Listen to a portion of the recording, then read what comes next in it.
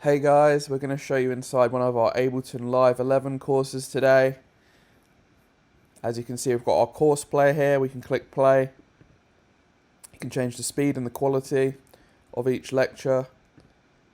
You can go up to 1080p. We just click complete and continue. It's going to check that course off, and as you can see, it takes us to lesson 1. Below the course player, we have the description of our course, which you can see here, and below that we have access to the resources of this video.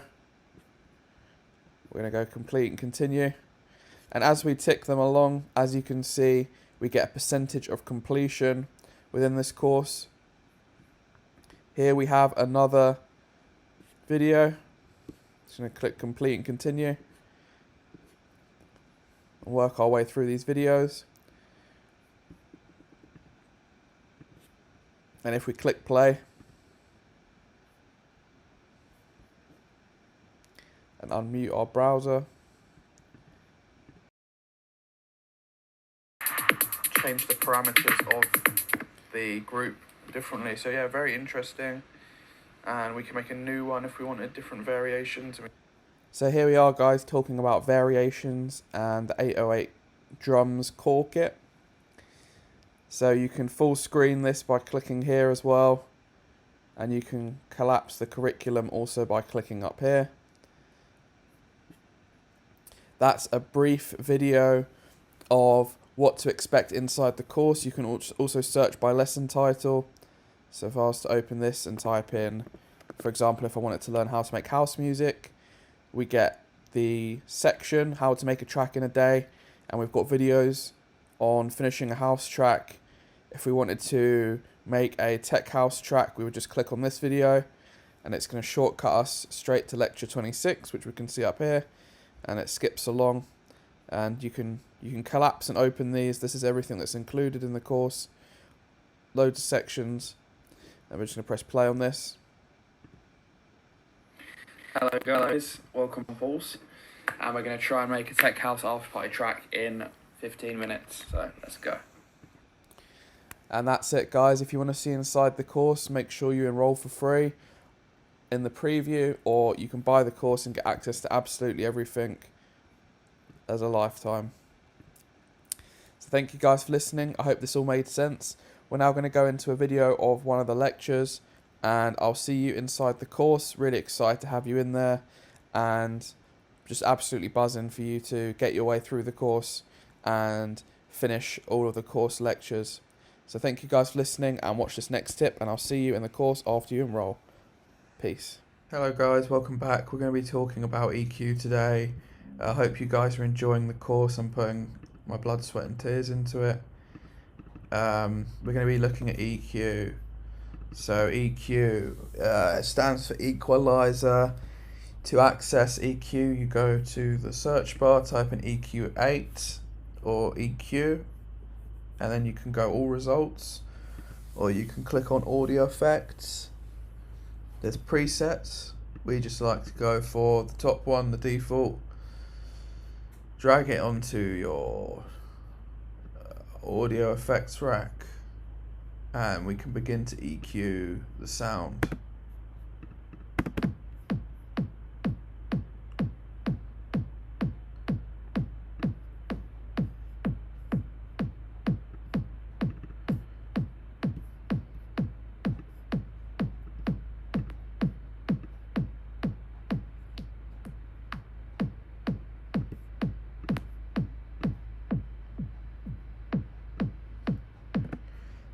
So what is EQ, you ask? EQ is sculpting your sample or audio or MIDI to accommodate for other sounds.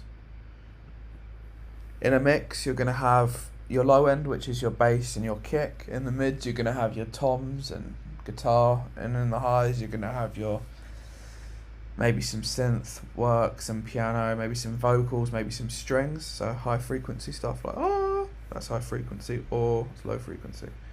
So EQ8 is very kind to us. It shows us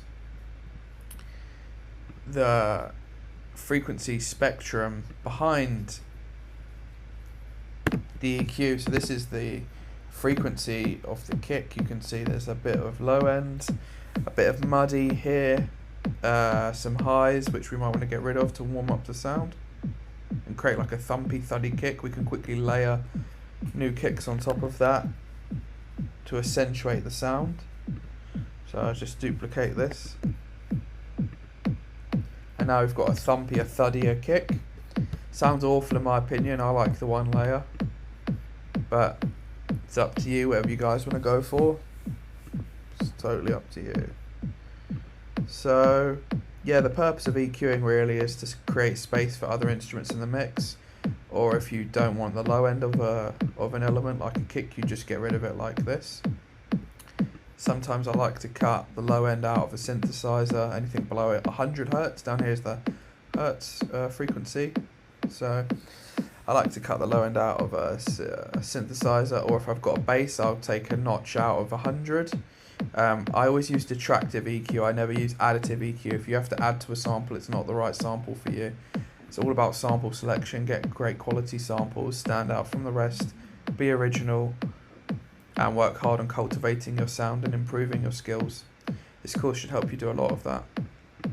So taking a notch out of 100, it's going to let the bass, taking a notch out of 100 on the bass is going to let the kick sit in this 100 Hertz area quite nicely, and it's just going to create some space between the kick and the bass, so that because they both compete for the low range. And if you're making EDM, tech house, big room house, hardcore house, happy house, minimal house, deep house, micro house, techno, you're going to want a good relationship between your kick and your bass. Any kind of EDM, you're going to want a good relationship between your kick and your bass, because that means that the dance floor is going to be moving and it's not going to sound muddy. Your mix down's not going to sound muddy, and a muddy mix down means that people are going to be unhappy, and you want people to be happy and dancing to your track. So you create a little space here for the bass to sit, and you can also take out frequencies, problem frequencies that you don't like. If anything's up here, you can kind of quickly find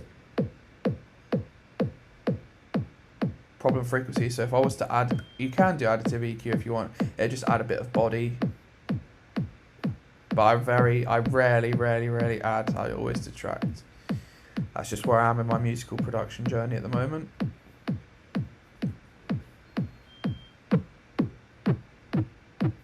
So you could cut here to kind of get rid of the low end.